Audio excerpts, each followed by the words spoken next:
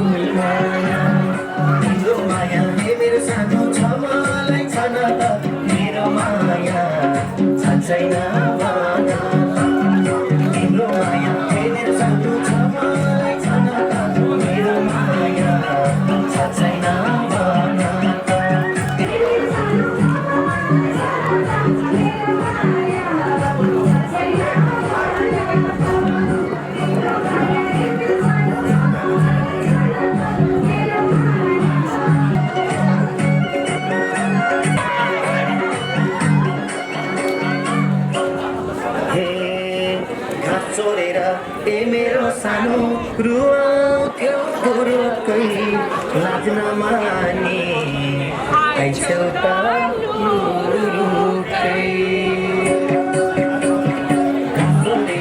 मेरो सानो रुवाउँथ्यो पुरुकै लाज नमानी आइछौ त रुरुकै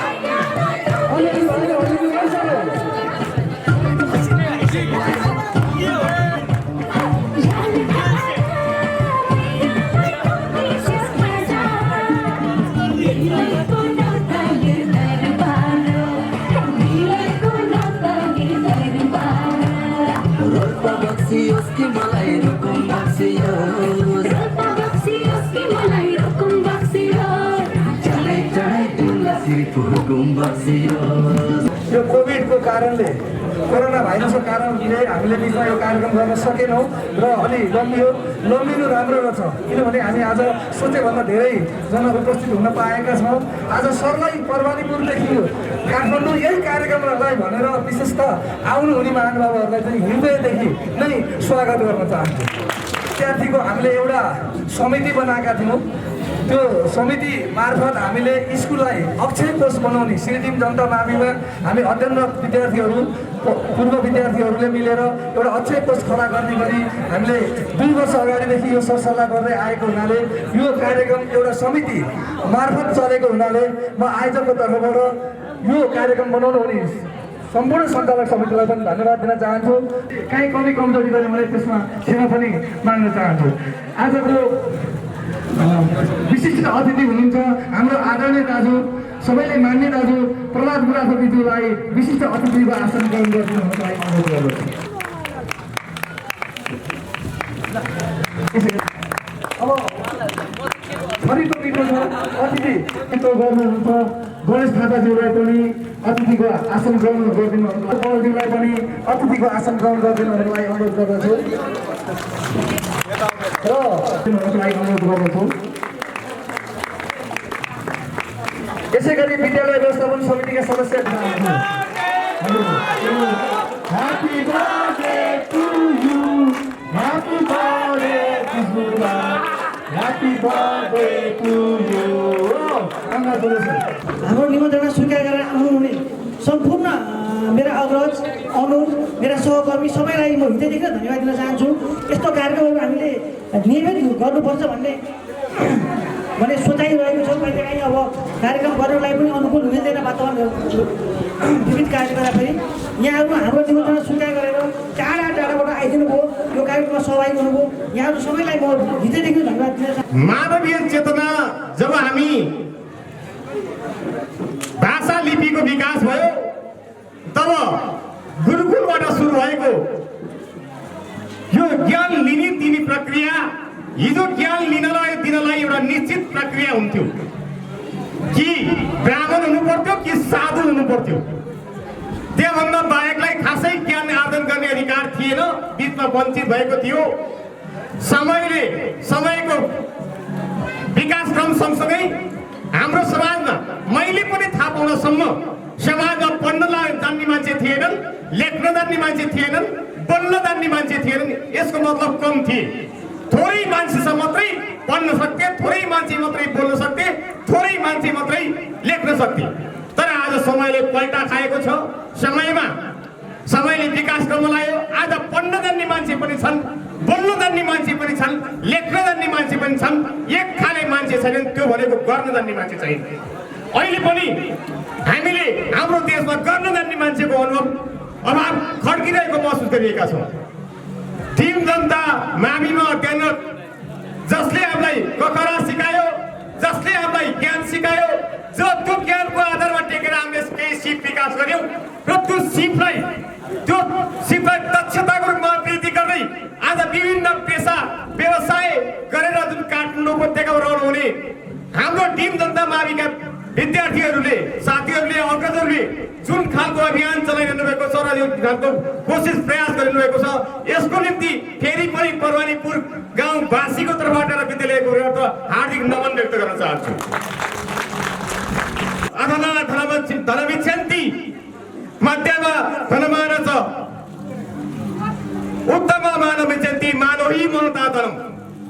सामान्य मान्छे, न्यून कोटिको मान्छे सधैँ धनको मात्रै पछि लाग्छ रे, उसलाई मान सम्मान र इज्जतको मतलब हुँदैन रे। मध्यम कोटिको मान्छे धन पनि कमाउन खोज्छ रे र इज्जत सम्मान पनि गराउन खोज्छ रे, र उत्तम कोटिको मान्छे सदैव मान, इज्जत र सम्मानको, समाज सेवाको भावना ओतप्रोत हुन्छ रे।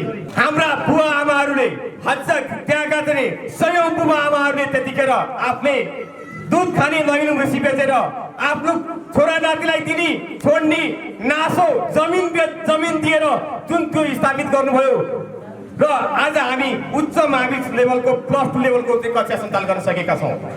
हिजो प्राइमेरी लेभलमा हुँदा जति समस्याहरू थिए ती जति ठुलो हुँदै गयो त्यति त्यसका समस्याहरू बढ्दै गइरहेका छन्। आज हामी 1 देखि 9 सम्म इङ्ग्लिस मिडियम, 1 देखि 5 सम्म अनिवार्य इङ्ग्लिस मिडियम, 5 देखि 2टा फ्याकल्टी इङ्ग्लिस र नेपाली मिडियम सञ्चालन गर्दै आइरहेका छौँ। अझै पनि 9जना भन्दा बढी चाहिँ शिक्षकहरूलाई चाहिँ हामी निजी स्रोतबाट चाहिँ उहाँहरूलाई अत्यन्तै थोरै वेतन, तलब भत्ता अत्यन्तै थोरै तलब वेतन दिएर हामी चलाइरहेका छौँ। राज्य अहिले पनि शिक्षालाई व्यापारीकरण गरिएको छ। राज्य समाजवादी उन्मुख, हाम्रो संविधानमा समाजवाद उन्मुख भनेर लेखेका छौँ। समाजवाद उन्मुख भनेको समाजवादप्रति मुख फर्काएर बस्ने भने हो कि त्यसको पूर्वाधार तयार हुन सकेको छैन। राज्यमा जुन निजीकरण भइरहेको छ त्यो निजीकरणको कारणले पनि तपाईँ हामी विद्यार्थीहरूले त्यो विद्यालय विद्यालयको उत्थानको निम्ति विकासको निम्ति जति लाग्नुपर्ने हो त्यो अझै बढी लाग्नुपर्ने अवस्था छ। किनभने जसले चाहिँ हाम्रो परवानीप्रति स्कुलमा अध्ययन गर्ने धेरै व्यक्तित्वहरू हुनुहुन्छ, उहाँहरू छुट्न पनि सक्नुहुन्छ। अहिले फेरि डिभिजनका माध्यमिक विद्यालय भन्ने मात्रै कोड गर्यो भने हामीसँग चाहिँ अरू विद्यालयहरू पनि त्यहाँ त्यही लेभलमा पुगिसकेका छन्, त्यो पनि छुट्न सक्छ। तर आशय चाहिँ के हो भने सुरुवात चाहिँ डिभिजनका माध्यमिक विद्यालयबाट सुरुवात गरौँ र यो चाहिँ सबै क्षेत्र, सबै वर्ग, सबै ठाउँमा चाहिँ यसलाई पुर्याउँ भन्ने हाम्रो विशुद्ध सामाजिक उद्देश्य हो। र यो उद्देश्यका लागि भनेर हामीले 2 वर्ष अगाडि स्कुल व्यवस्थापन समितिका अध्यक्ष कृष्ण गौतम, स्कुलका प्राध्यापक प्रधान अध्यापक हाम्रो ध्रुव भण्डारीज्यू लगायतको पहलमा हामी काठमाडौँमा बसेका 2-4जना साथीहरू मिलेर यसलाई चाहिँ एउटा संस्थागत गरौँ भनेर हामीले पहल कदमी गरेका थियौँ। र त्यसको जिम्मेवारी म लगायत हामी 5-7जना साथीहरूलाई यहाँले प्रदान गर्नुभएको थियो। त्यो कार्यक्रमबाट हामीले चाहिँ अलिकति हल्लाखल्ला गर्दाखेरि 1 कान 2 कान हुँदाहुँदै हामीले करिबन 5,61,110 रुपियाँ चाहिँ हामीले सङ्कलन गर्न सकिसकेका छौँ। यो चाहिँ हामीले विगतको वर्षमै गरिसक्यौँ।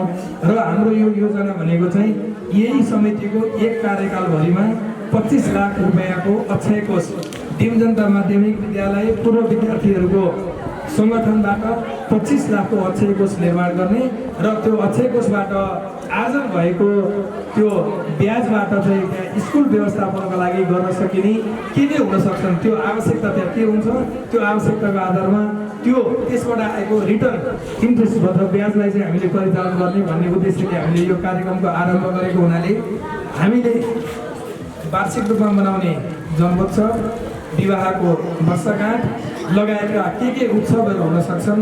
हामीले काहीँ न काहीँ केही न केही कन्ट्रिब्युसनहरू काहीँ न काहीँ गरेका हुन सक्छौँ। त्यो कन्ट्रिब्युसनलाई हाम्रो स्कुल प्रयोजनका लागि किन नगर्ने त? अथवा हामीले योभन्दा अगाडि एकछिनलाई सम्झिँदाखेरि कुनै पनि हाम्रो स्कुलको व्यवस्थापनको लागि अथवा स्कुलको अक्षय कोषको लागि योभन्दा अगाडि नगरेको कन्ट्रिब्युसन चाहिँ हामी यो स्कुल प्रयोजनलाई त्यो 100 होस्, 1000 होस्, 500 होस् किन नगर्ने त भन्ने अभिप्रायले हामीले चाहिँ यो कार्यको थालनी गरेका छौँ। अतिरिक्त के छ भने परवानीपुरबाट बसेर आएको म चाहिँ 2054 साल भदौको 5 गते काठमाडौँमा आएको। मैले 40 सालमा त्यहाँबाट एसएलसी दिनुभएको दिदीलाई मैले चिन्जो रहेको छु। मैले प्रहलाद दाईलाई चिन्नु पर्यो भनेदेखि दाईको चाहिँ अब राजनीतिक हाइट भएको कारणले मैले दाईलाई चिन्ने भएँ, दाईले भाइलाई चिन्ने कन्डिसन त्यहाँ छैन। के कारणले भन्दाखेरि हामी यहाँ एकै ठाउँमा बसेर पनि हाम्रो चाहिँ त्यो माला उड्ने चिज चाहिँ हामीसँग छैन, सियो थिएन। त्यस कारणले सियो र धागोको रूपमा यो पूर्व विद्यार्थी मञ्च भयो भनेदेखि, समाज भयो भनेदेखि हामीले चाहिँ एउटै मालामा तपाईँ हामी सबैजना उडिन सक्छौँ र एक अर्काको सुख दुःख चाहिँ एक आपसमा चाहिँ बाँड्न सक्छौँ। सुख मात्रै बाँड्ने होइन, दुःख पनि बाँड्ने हुन्छ यो समाज भएपछि। त्यस कारणले गर्दाखेरि सुख र दुःख बाँड्नको लागि एउटा चौतारो किन निर्माण नगर्ने भन्ने उद्देश्यले हामीले यो कार्यको प्रारम्भ गरेको हुनाले यहाँहरू सबैजनालाई के छ भने यो अङ्कमा नजाउँ, अङ्कमा कसले कति गर्न सकिन्छ भन्ने कहिले नजाउँ। हेर्नुहोस्, कसले को कतिखेर धनी हुनसक्छ, कोही कतिखेर गरिब हुनसक्छ आर्थिक हिसाबले, तर मनको हिसाबले चाहिँ तपाईँ हामी परवानीपुरवासीहरू कोही कमजोर छैनौँ, सबैजना मनका धनी छौँ। त्यस कारणले मनको धनी भएको कारणले गर्दा मनको व्यवस्थापन गर्नको लागि यो पूर्व विद्यार्थी समाजमा हामी चाहिँ सबैजना एक आबद्ध हौँ। र त्यसमा चाहिँ हामीले यो के गरेका छौँ भने यो चोटिको कार्यकाल चाहिँ 25 लाख यसको अक्षय कोष पुर्याउनु पर्ने हुनाले हामीले यो कार्यकाललाई चाहिँ हामीले 3 वर्षको बनाएका छौँ। यो कार्यकाल पछाडि चाहिँ हामीले अहिले बनेको हाम्रो समाजले हाम्रो यो कमिटी जुन छ यो कमिटीले चाहिँ एकदम सजिलो गरी यो ह्यान्डओभर गर्ने, यो चाहिँ कस्तो भने अध्यक्ष पाएपछि नदिने चलन छ होइन। त्यस कारणले यो चाहिँ सजिलैसँग ह्यान्डओभर गर्नको लागि चाहिँ हामीले 2040 सालबाट त्यो स्कुलको एसएलसी सुरु भएको हुनाले हामीले यो 25 लाखको अक्षय कोष निर्माण गरिसकेको वर्ष हामीले त्यो पहिला 2040 सालको दाई या दिदी कसैलाई खोजेर त्यो अध्यक्षता हामीले हस्तान्तरण गर्नेछौँ। त्यस पछाडि हरेक वर्ष 40ले 41लाई, 41ले 42लाई, 42ले 43लाई हुँदै हुँदै हामी चाहिँ यो सबै वर्षको विद्यार्थीहरूको चाहिँ यसमा आबद्धता बढाउँदै लिएर जानेछौँ भन्ने प्रतिबद्धता सहित यहाँलाई मैले कार्यक्रमको विषयमा जानकारी गराएँ। वास्तवमा यो कार्यक्रमबाट मैले के महसुस गरेको छु भने एउटा जनप्रतिनिधिको हैसियतले, त्यहाँको एउटा वार्डको अभिभावकको हैसियतले म के भन्न चाहन्छु भने अत्यन्त म यो कार्यक्रमलाई सम्मान गर्न चाहन्छु र मैले आफूलाई लालबन्दीको 16 नम्बर वार्डमा परमाणुमा मैले यो कार्यक्रम गरिरहेको मैले आफूलाई अनुभूति गरिरहेको छु। त्यो सन्दर्भमा म वास्तवमा हिजो टिमबहादुर कार्की, उदयबहादुर केसी जस्ता हाम्रा सम्पूर्ण अग्रज दाजुहरू बाहरूले कछाड लगाएर त्यो विद्यालय आर्जन गर्नुभएको पटक पटक कुरा राख्ने गर्थे। त्यो विद्यालयलाई जसरी मागेर जसरी चाहिँ चन्दा सङ्कलन गरेर त्यो विद्यालयलाई एउटा निर्माण गरेर हजारौँ छोराछोरी जन्माउने प्रयास गर्नुभएको छ। हजारौँ छोराछोरीको विकासको उद्देश्य राखेर उहाँले विद्यालय आर्जन गर्नुभयो। त्यो विद्यालयलाई संस्थागत बनाउने, सक्षम बनाउने दायित्व अझै तपाईँहरूको हाम्रो काममा आएको छ। म यो उद्देश्य राखेर तपाईँहरूले जुन कार्यक्रम गर्नुभएको छ, यो अक्षर कोषको निम्ति तपाईँको लङ प्रोसेसको साथै ठुलो योजना राखेर तपाईँले कार्यक्रम गर्नुभएको छ। यो कार्यक्रमलाई सफल बनाउन तपाईँको हात रहोस्, तपाईँको साथ रहोस् भन्ने भनाइ राख्दै म आफ्नो एउटा अमूल्य समय दिएर यहाँ चाहिँ तपाईँले निमन्त्रणा गर्नुभयो र हामीले आफ्नो अमूल्य समय दिएर यहाँ आयौँ र यो कार्यक्रमलाई उज्यालो बनाउनको निम्ति हाम्रो भरपुर सहयोग सहयोग रह्यो र तपाईँको पनि साथ सहयोग रहेको हुँदा अझै यसलाई उज्यालो बनाउनु तपाईँको साथ सहयोग रहोस् भन्ने कामना राख्दै म भनाइ दिन चाहन्छु। राम्रो होस् र सबैले साथ दिनुहोस्, आदरणीय मभन्दा पछिकोहरूले पनि साथ दिनुहोस्, आउने जेनेरेसनले साथ दिनुहोस्। अग्रज त हामी सधैँ छौँ, पछाडिको भाइ बहिनीहरूले पनि साथ दिनुहोस् र उपस्थित मानिसजनहरू सबैलाई धेरै नमस्कार गर्दै श्री टिमदत्त माध्यमिक विद्यालयबाट उत्पादन भएको विद्यार्थीहरूले जुन यो एउटा जमघटको आयोजना गर्यो, एउटा उद्देश्य लिएर त्यो विद्यालयलाई प्लस त्यहाँको समाजलाई कसरी अगाडि बढाउन सकिन्छ भन्ने हेतुले यो एउटा भूतपूर्व विद्यार्थी समाज स्थापना भयो। यसको लागि उहाँहरूलाई धेरै धेरै धन्यवाद दिन चाहन्छु। र मैले भर्खरै सुने यो भूतपूर्व विद्यार्थी समाजबाट त्यस विद्यालयलाई अक्षय कोषको पनि स्थापना गर्यो। त्यो अक्षय कोषबाट विद्यालयको अन्य भौतिक सामग्री अथवा त्यहाँको पठन पाठनमा सहयोग पुर्याउनको लागि यहाँ एउटा योगदान गर्ने हिसाबले सम्पूर्ण विद्यार्थीहरूबाट, सम्पूर्ण साथीहरूबाट जुन सहयोग गर्दै हुन्छ यहाँहरूलाई पुनः आभार व्यक्त गर्दै धेरै धेरै धन्यवाद दिन चाहन्छु। र अबका पिँढीहरूले, अबका योभन्दा पछाडिका भाइ बहिनीहरूले पनि यो चाहिँ सिकोस् होइन, यो एउटा माध्यम बनोस् र यसरी नै यो समाजमा अब आउने विद्यार्थीहरूले पनि यस समाजमा समाहित भएर भोलिका दिनहरूमा आफ्नो गाउँलाई, आफ्नो समाजलाई र आफ्नो विद्यालयलाई चाहिँ अझ अग्रगतिमा अगाडि बढाउनको लागि टेवा पुगोस् भन्ने अपेक्षा। खास गरी किन पनि भने मैले त्यो स्कुलमा जम्मा सुरुमा 40 सालको एसएलसी ब्याच पास भयो, त्यसमा कोही पनि साथीहरू पास हुन सक्दैन। अनि दोस्रो पल्ट 41 सालमा चाहिँ एसएलसी दिने, त्यसबाट चाहिँ जम्मा हामी 2 जना मान्छे साथीहरू पास भएका थियौँ। एउटा म पास भएको थिएँ, एउटा शेरबहादुर पाठक, उहाँ साथ अहिले बाहिर अमेरिकातिर हुनुहुन्छ। र त्यतिखेर चाहिँ म सेकेन्ड डिभिजनबाट पास भएँ, म थर्ड डिभिजनबाट पास भएको।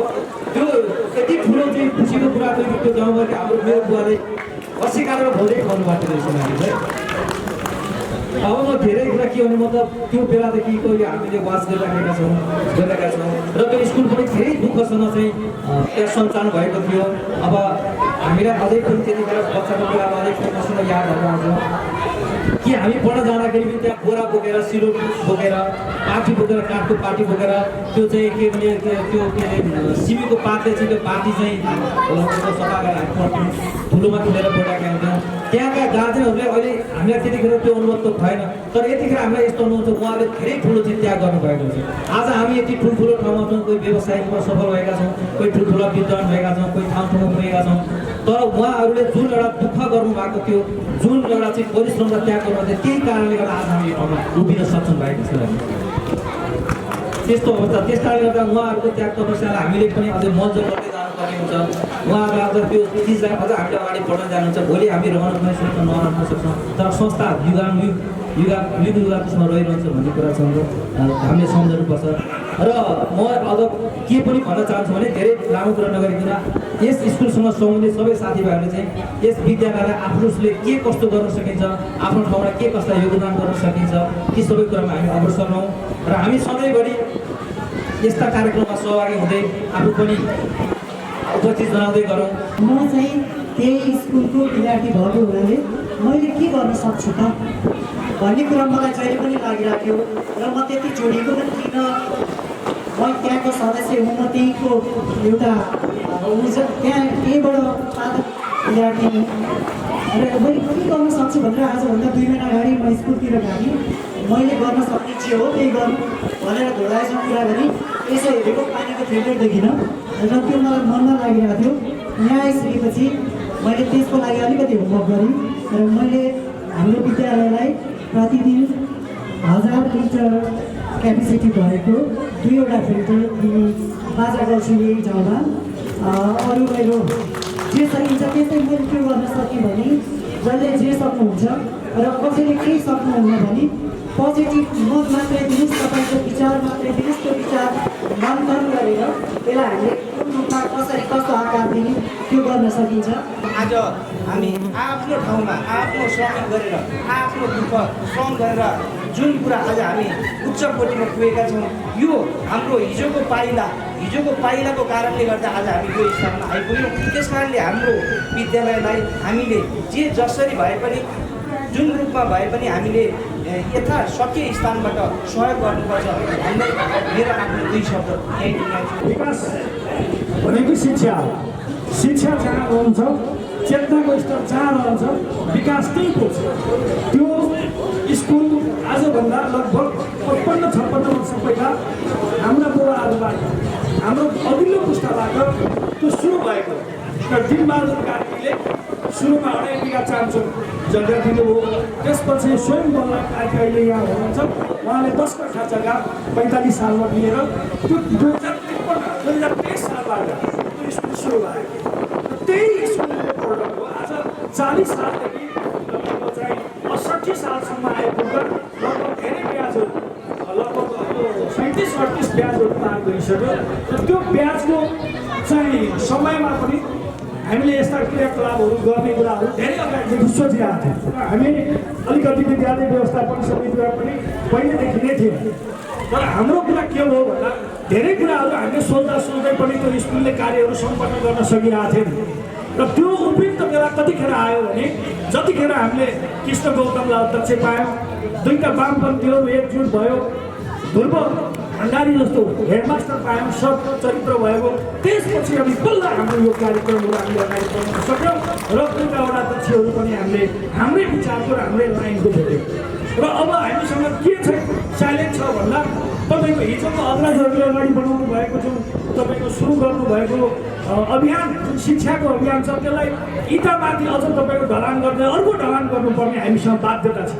हामी अब यथास्थितिमा त्यो शिक्षालाई जहाँको त्यहीँ राख्नको निम्ति हामीले यो वनभोज या अरू कार्यक्रम गरिराख्नु पर्दैन। यसको अर्थ के हो भन्दा अब हामी प्रगति चाहन्छौँ, सुधार चाहन्छौँ र जहाँ छ त्यहाँबाट हामी अगाडि बढ्न चाहन्छौँ। र यो कुरा के हो भन्दा अब शिक्षा सँगसँगै अरू संस्कृतिका कुराहरू पनि जोडिनुपर्छ। शिक्षा एउटा कुरा हो, शिक्षा सँगसँगै तपाईँको चाहिँ त्यहाँ भएका चेतना जस्तो त्यहाँबाट उत्पादन भएका विद्यार्थीहरूबाट तमाम नेपालको मात्रै होइन बाहिर पनि धेरै ज्ञानका कुराहरू आर्जन गर्नुभएको छ। त्यो सिप पनि अब पर्वाणीलाई खाँचो छ, त्यो कृषिमा खाँचो छ, त्यो अरू प्रविधि क्रियाहरूमा पनि खाँचो छ र शिक्षाको पनि त्यो कुराहरू खाँचो छ। त्यो कुराको परिपूर्ति, त्यो कुराको चाहिँ आवश्यकता यो काठमाडौँको जुन पिकनिक कार्यक्रमले पुरा गर्छ भन्ने मलाई लाग्छ। र त्यही कार्यक्रमको एउटा अभियान आज तपाईँको चाहिँ हाम्रो देशभरि चिनिने डाक्टर सुरेन्द्र केसी त्यो एउटा हाम्रो चाहिँ उपलब्धि हो भन्ने लाग्छ।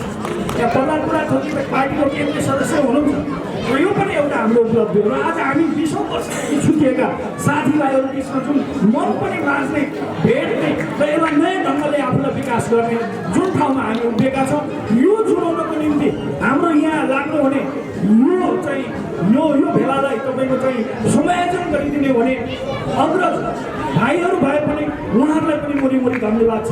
म त्यही स्कुलमा पढेँ, त्यहीबाट आज म यहाँसम्म आइपुगेँ र हामी सबै उत्पादन भएको त्यो विद्यालय भनेको हाम्रो आमाको काख हो। हामी हाम्रो जन्मदिने आमालाई जति सम्मान गर्छौँ, जति श्रद्धा गर्छौँ, त्यसै गरी हामीलाई यो शिक्षा दिने ज्ञानको एउटा भण्डार त्यो संस्थालाई हामीले त्यसै गरी हेऱ्यौँ भनेदेखि अरू केही पनि चाहिँदैन। तपाईँहरू सिङ्गो काठमाडौँ यो चाहिँ हाम्रो पर्वाणीपुरको आशाको केन्द्र हुनुहुन्छ। तपाईँहरूसँग ज्ञान छ, तपाईँहरूसँग सामाजिक एउटा दायित्व छ, तपाईँहरूले एउटा लामो अनुभव हासिल गर्नुभएको छ। सिङ्गो समाजको आशाको केन्द्र तपाईँहरू हुनुहुन्छ र तपाईँहरूप्रति समाज जहिले पनि अपेक्षा गरिरहेको छ। सामाजिक रूपमा हामीले के परिवर्तन गर्न सक्छौँ, राजनीतिक रूपमा के गर्न सक्छौँ, आर्थिक रूपमा के गर्न सक्छौँ, त्यो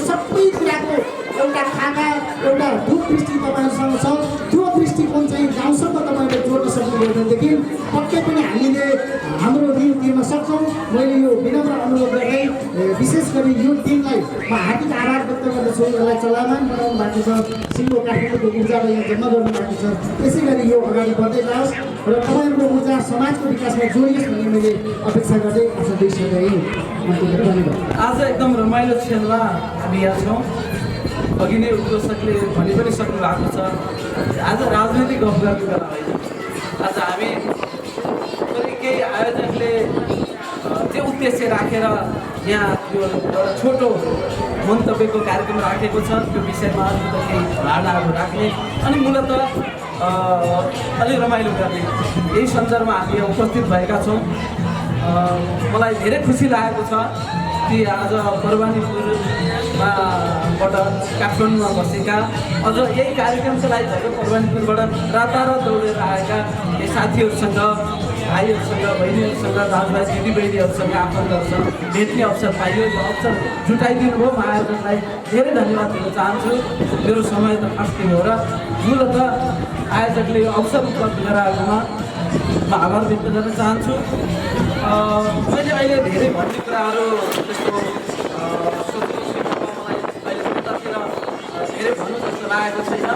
आयोजकले पुरो विद्यार्थीहरूको तर्फबाट एउटा कोष स्थापना गरेर विद्यालयलाई के सहयोग गर्न सकिन्छ त्यो सहयोगको निम्ति कोष स्थापनाको लागि एउटा वातावरण जुटोस् भन्ने अभिप्रायबाट अहिले यो कार्यक्रम राखिएको छ। यसको सफलताको म शुभकामना दिन चाहन्छु।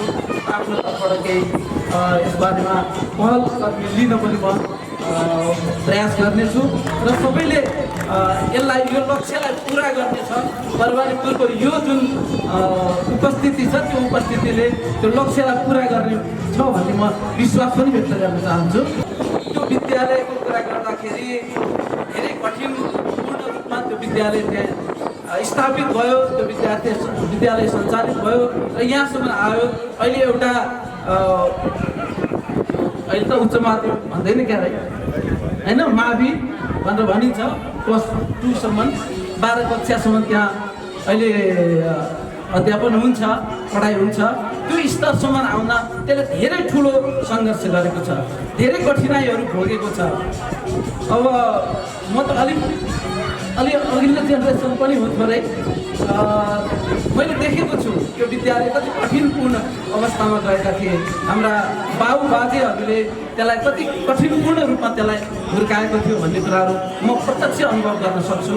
त्यसमा खास गरी मैले त्यो विद्यालयको लागि जमिन दिएर भूमिका खेल्नुहुने, योगदान दिनुहुने डिम बहादुर कार्कीज्यू, जसको ठुलो एउटा चाहिँ इच्छा थियो कि यो ठाउँमा विद्यालय स्थापना होस् र यो ठाउँका विद्यार्थीहरूले वा बच्चा केटाकेटीहरूले पढ्न पाउनु भन्ने त्यो एउटा उत्कण्ठाको साथ त्यो विद्यालयको स्थापना भएको थियो। त्यो विद्यालयलाई हुर्काउनको निम्ति म उहाँको भाइलाई पनि सम्झिन्छु, डम्बर बहादुर कार्की। टिम बहादुर कार्कीको अलिक चाँडै देहान्त भयो। टिम बहादुर कार्कीको अलिक चाँडै देहान्त भयो। अलिक चाँडै देहान्त भइसकेपछि उहाँको भाइ हर्क बहादुर कार्की, जसले पनि त्यो विद्यालयलाई अगाडि बढाउनको निम्ति आफूले योगदान दिनुभयो। त्यस्तै हाम्रा अभिभावकहरू सबैको देशमा योगदान परेको छ। त्यो विद्यालय अपग्रेड हुँदै प्राविबाट निमावि मावि बनाउने सन्दर्भमा त्यहाँ हाम्रा अभिभावकहरूले निकै कसरत गर्नु परेको छ, त्यो हामी सम्झिरहेका छौँ। खास गरी ध्रुव भट्टराई त्यहाँ विद्यालयको प्रधान अध्यापक, मलाई लाग्छ सायद उहाँ मावि भइसकेपछि पहिलो प्रधान अध्यापक भएर आउनुभयो कि जस्तो लाग्छ, तलमाथि हुनसक्छ। ध्रुव भट्टराई उहाँले निकै ठुलो कसरत गर्नुभयो, निकै मिहिनेत गर्नुभयो। त्यो उहाँलाई हामी नसम्झिरहन सक्दैनौँ, धेरै मिहिनेत गर्नुभयो। त्यसपछि ध्रुव ढकालले पनि त्यहाँ आफ्नो प्रधान अध्यापकको रूपमा भूमिका खेल्नुभयो। उहाँले अत्यन्तै एउटा समाजको लागि एउटा कुनै जागिरेको रूपमा मात्रै होइन, वास्तवमा भन्यो भने एउटा अगुवाको रूपमा नै त्यहाँ आउनुभएको थियो। म उहाँहरूलाई पनि यो बिचमा स्मरण गर्न चाहन्छु र सबै भाइ बहिनीहरूले पनि उहाँहरूलाई स्मरण गर्नुपर्छ भन्ने कुराको पनि म याद दिलाउन चाहन्छु। परवानीपुर क्षेत्रबाट आएका सबै साथीहरूको अभिव्यक्तिमा जुन किसिमको कौशल र सुन्दरता मैले पाएँ, त्यो मेरो लागि लाभप्रद र शिक्षाप्रद जस्तो भयो। म भर्खरै आफ्नै विद्यालय जहाँ मैले प्राथमिक विद्यालय पढेको थिएँ त्यस क्षेत्रको अवलोकनको लागि भनेर मिडियाकै साथीहरूको कृपाले म पुगेको थिएँ। 4-5 सालतिर नै स्थापित भएको रहेछ म अहिले जहाँ प्राथमिक विद्यालय पढेको थिएँ। त्यसपछि माध्यमिक विद्यालय स्नातक तह अनि काठमाडौँको कीर्तिपुर जहाँ मैले एमए र पिएचडी गरेको थिएँ। ती सबै शैक्षिक संस्थाहरूको कडीलाई जोड्ने भन्ने ती पत्रकार साथीहरूको चाहिँ अभिप्राय थियो। त्यो गर्दाखेरि मैले जुन विद्यालयमा मैले प्राथमिक विद्यालय पढेको थिएँ 40 वर्षपछि फर्केर जाँदाखेरि मैले त्यहाँको अवस्था अहिले पनि त्यस्तै नै पाएँ। जो चुइदो छाना थरथर काँपिरहेका विद्यार्थीहरू +2 को विद्यालय तर हेड सर चाहिँ एसएलसी पास गरेको। कस्तो होला भन्नु त त्यो +2 को हेड सर एसएलसी पास गरेको भनेपछि कल्पना पनि गर्न सकिँदैन। हाम्रो पालोमा त नियमअनुसार त्यस्तो मिल्दैन। तपाईँहरूले आफ्नो पालो के गरिदिनु भयो, कस्तो खालको हो यो, यस्तो त नहुनु पर्ने। तर मैले त्यो प्रश्न त्यहाँ उठाइन। त्यसपछि अलि माथि शेर्पा गाउँ थियो। त्यो शेर्पा गाउँको मेरो दाइले चाहिँ मेरो बुवाको नाममा एउटा प्रावि खोलिदिनु भएको थियो, गणेश प्रावि भन्ने। त्यो विद्यालय अवलोकन गर्ने भन्ने भयो। म त्यहाँ गएँ। तल पनि मलाई लगाइदिएको मालाको भारी मलाई खटिन सक्नु भएको थियो। माथि जान्छु झन् ठुलो मालाको भारी त्यहाँ छ। मलाई अचम्म लागेको के रहस्य छ कि क्या हो, किन मलाई यति बढी माला, किन मलाई यति बढी सम्मान, किन मलाई यति बढी खातिर, यो त हाम्रो देशमा हुँदैन। यो के भएको भनेर भन्दाखेरि त उनीहरूको अपेक्षा के भने अब सुरेन्द्र केसी काठमाडौँको जल्दो युनिभर्सिटीको प्रोफेसर, पैसाको पनि राष्ट्र बसेको होला, 10-20 लाख भन्ने कुरा उसलाई के होला र एउटा बिल्डिङ बनाइदियो भने त खासा हुन्छ भन्ने हिसाबले त्यो मलाई लगाइदिँदो रहेछ त मेरो सरकारले। छटपटक परे म मन तैपनि सानो नपारिकन फर्केर आएँ काठमाडौँमा। केही न केही त गर्नै पर्छ भन्ने भयो। मलाई अमेरिकाको एउटा भाइले बारम्बार फोन गर्थ्यो, म आउँछु अब अर्को महिनामा अप्रिलमा, मेरो एउटै धोको छ तपाईँलाई मेरो जिल्ला लैजाने मोरङ र त्यहाँ घुमाउने। त्यसो भने मेरो पनि शर्त छ बाबु। के हो शर्त? त्यसो भने तिमीले त्यो विद्यालयको लागि केही गर्नुपर्छ भन्ने प्रतिबद्धता देखायो भने मलाई बडा सुगम हुन्छ।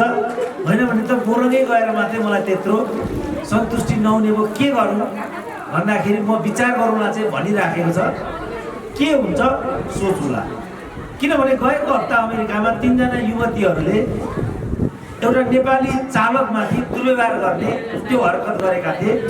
सोसियल मिडियामा तपाईँहरूले देख्नु भएको छ।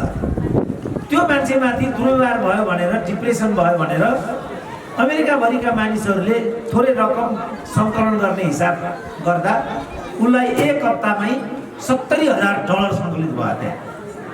अहिले रकम सङ्कलन गर्ने एउटा अभिप्राय पनि छ।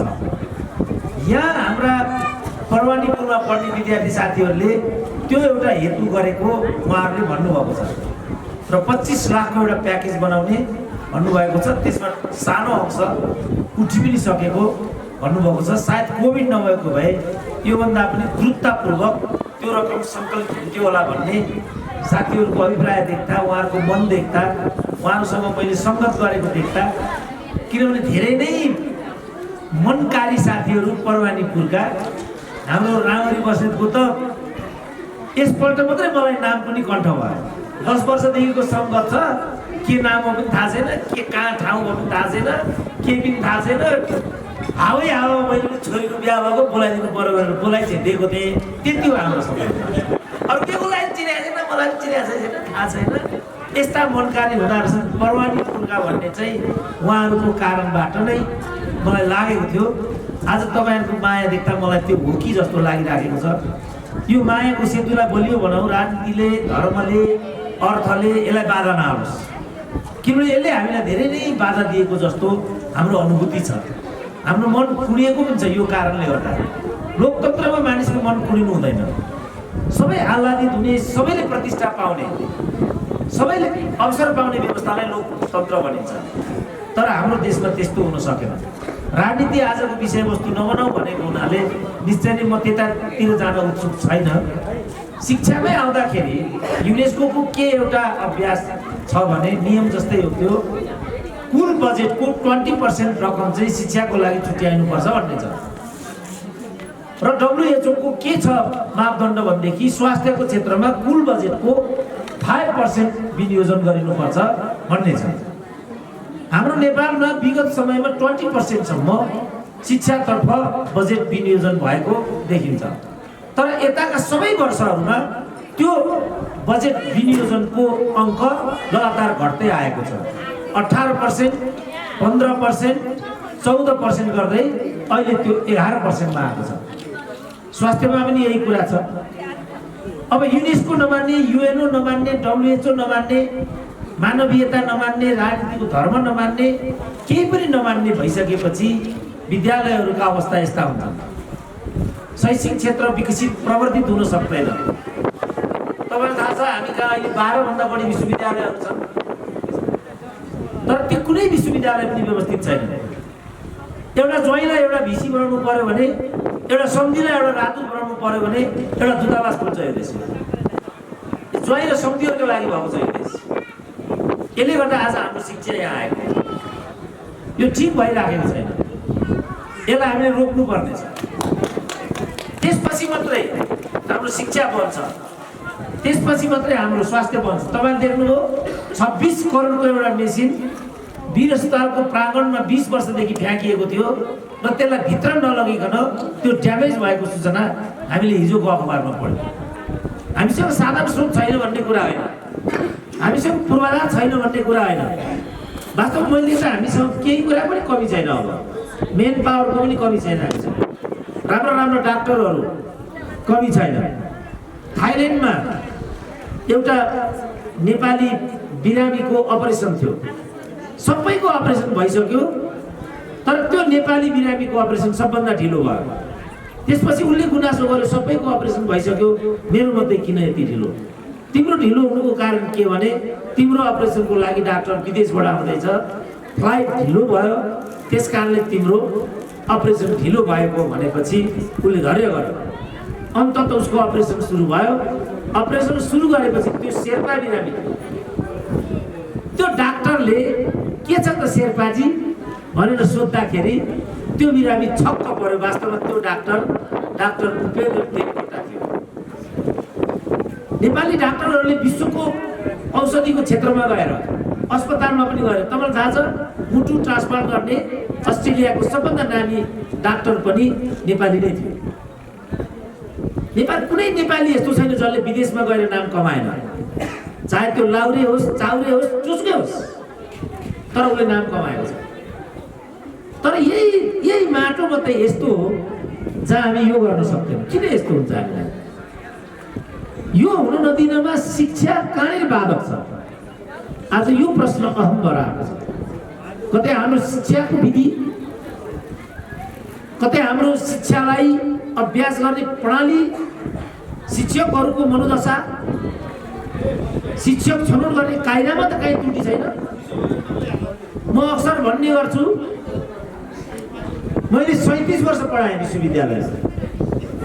विश्वविद्यालयमा 37 वर्ष पढाइसकेपछि मेरो कति रकम सङ्कलन भएछ भनेर फाइनल अडिटिङ गर्न जाँदाखेरि त टोटल मेरो 7 लाख रुपियाँ सङ्कलन भएछ त्यहाँ।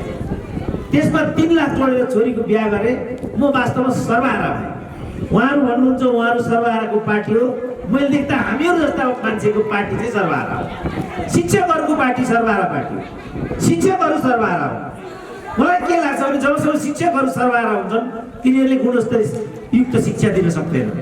त्यसपछि पो हाम्रो शिक्षा यति बिग्रेको हो कि यो तरिकाले रकम सङ्कलन गरेर आफू पढेको विद्यालय हामीले बनाउनु परेको छ। यो तरिकाले हामी हाम्रो विद्यालयलाई समुन्नतिको दिशातर्फ लैजान सकौँला। मैले पढेको विद्यालयमा आज गाउँलेहरू यहाँको विद्यालय मर्मत गरिदिनु पर्यो भन्छन् मसँग, जो आफै जोगी छन्। जोगी गरेर सन्डीजी पाउन भन्छन् नि। त्यसकारण समष्टिमा हाम्रो जुन शिक्षा प्रणाली छ, यो शिक्षा प्रणालीमा हामीले पुनर्विचार गर्नुपर्ने भयो। कस्तो खालको शिक्षा हाम्रो लागि उपयोगी छ। अब अहिले बालबालिकाको मनोदशाको कुरा गर्यो भने सबै बालबालिकाको अभिप्राय यो देशमा शिक्षा लिने र यही देशमा आफ्नो सिप र सोचलाई फलाउने फुलाउने त्यो छैन।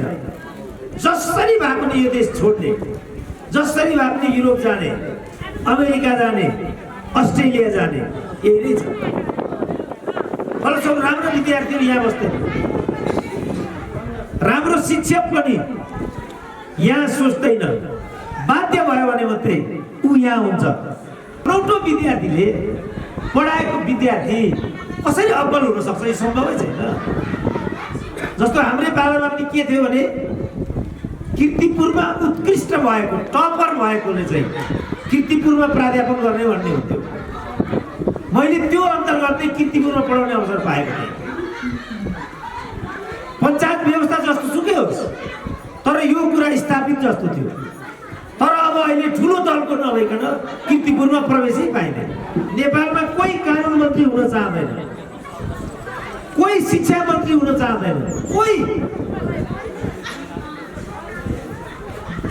प्रथमा पढेको संस्कृतमा प्रथमा पढेको ठेकेदारलाई लगेर संस्थापक विज्ञान तथा प्रविधि मन्त्री यही देशले बनाइदियो। तपाईँलाई थाहा छ गएको 6 महिनामा हामीले यस्तो मोबाइल मात्रै 6 महिनामा यस्तो मोबाइल मात्रै 6 अरबको ल्यायो। प्रविधिले मान्छेलाई कसरी धनी बनाउँछ भन्नको लागि यो यहाँ सबैको हातमा के छ?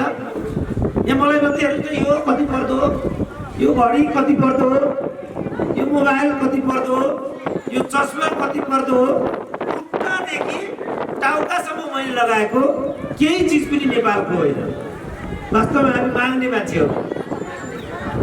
विदेशी मञ्चमा यस्ता मान्छेको कुनै प्रतिष्ठा हुँदैन, माफ गर्नु होला। पिकनिक वनभोज र भएको पूर्व विद्यार्थी मिलन कार्यक्रममा चाहिँ यहाँ उपस्थिति हुनको लागि चाहिँ प्रति व्यक्ति हामीले 1000 को दरले हामीले यो रकम सङ्कलन गरेका थियौँ र हामीले यो पूर्ववत कार्यक्रममा हामीले घोषणा गरिसकेका थियौँ कि हामीले यो तपाईँको यो हामीले गर्ने कार्यक्रमहरूको आयोजनामा चाहिँ हामीले यो उठाएको पैसाहरू खपत गर्दैनौँ भनेर हामीले पूर्ववत घोषणा गरेको हुनाले यो कार्यक्रम चाहिँ हाम्रो यो कार्यक्रमको आयोजना समितिमध्येबाट हाम्रो रामहरि बस्नेतज्यू, नवदुर्गा प्रसाद ढुङ्गेलज्यू, ईश्वर कार्कीज्यू र स्वयं रामजी प्रसाद दाहालज्यूले चाहिँ यो सबै कार्यक्रममा लागेको खर्च, यहाँ खानापिना यो जुन आउने जाने जुन खर्च छ त्यो हामी 4 जनाले चाहिँ हामीले बेहोर्ने र यहाँबाट तपाईँहरूले दिनुभएको जुन यो रकम छ मोटामोटी 1 लाख रुपियाँ नियर अबाउट 1 लाख रुपियाँ हुन्छ भन्ने हाम्रो अनुमान छ।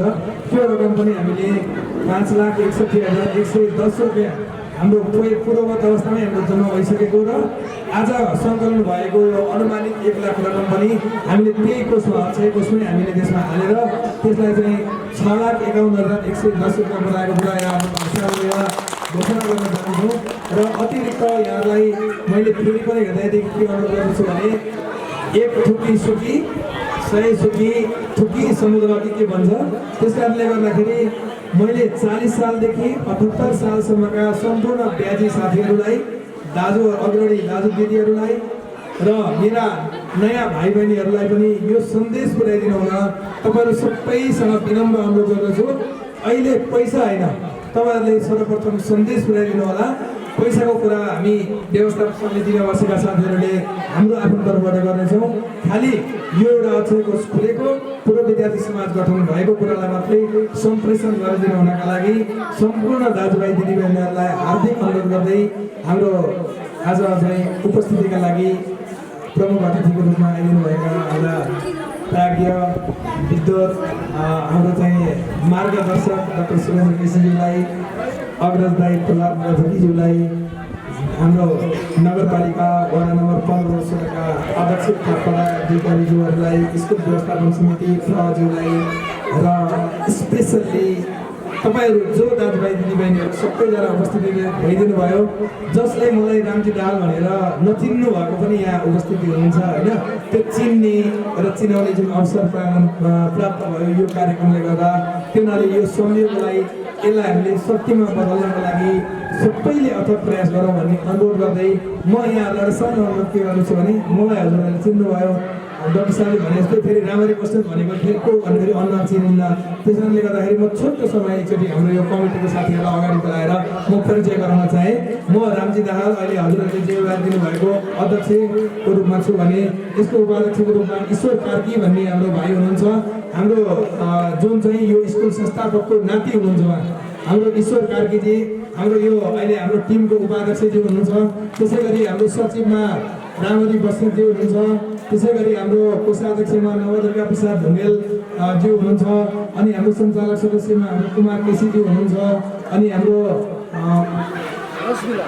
रसमिला बस्नेत बहिनी हुनुहुन्छ, अनि सुमित्रा गोवर्धन भन्ने दिदी हाम्रो वहीँ परवानीपुरमै हुनुहुन्छ, लगायत हाम्रो यो टिम छ।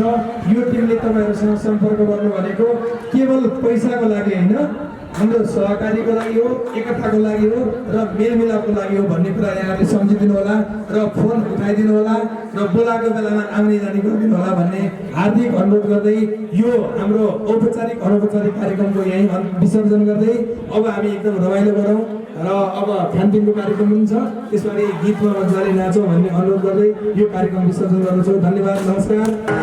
Aku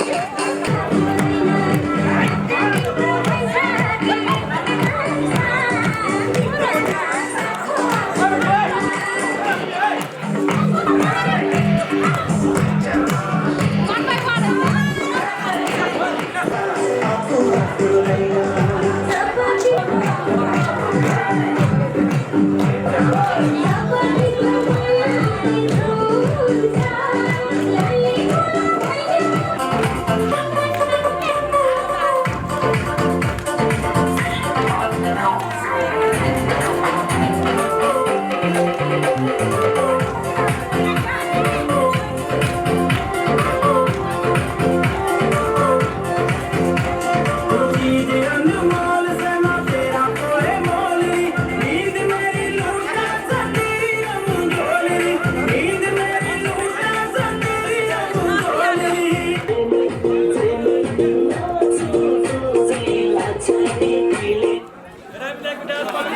तिमलाई पनि माइतीमा हेलाको माइतीमा हेलाको मेरो पनि भेट गर्ने बेला हो रानी गन्जैमा बहिनी नरिसाउ नरिसाउ यति भन्दैमा बहिनी नरिसाउ नरिसाउ यति भन्दैमा तिम्रो हाम्रो एउटै छ दोधरी एउटै छ दोधरी जाउन हिँडका लिन्जुर चौतारी रानी गन्जैमा बहिनी नरिसाउ नरिसाउ यति भन्दैमा बहिनी नरिसाउ नरिसाउ यति भन्दैमा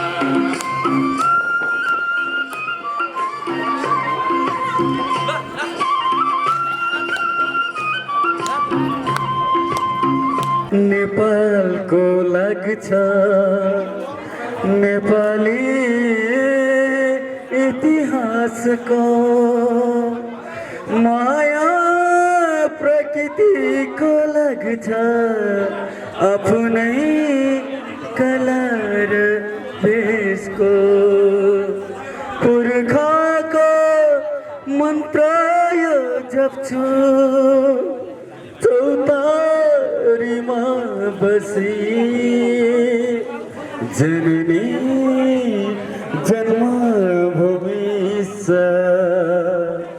स्वर्गदपि गरिसी जहाँ छन् बुद्धका आँखा स्निग्ध शान्त र सुन्दर त्यहाँ छ शान्तिको क्षेत्र मेरो राष्ट्र मनोहर प्राणभन्दा प्यारो लाग्छ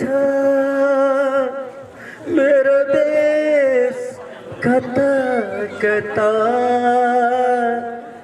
झल्किन्छ ममता मेरो भवगङ्गा जता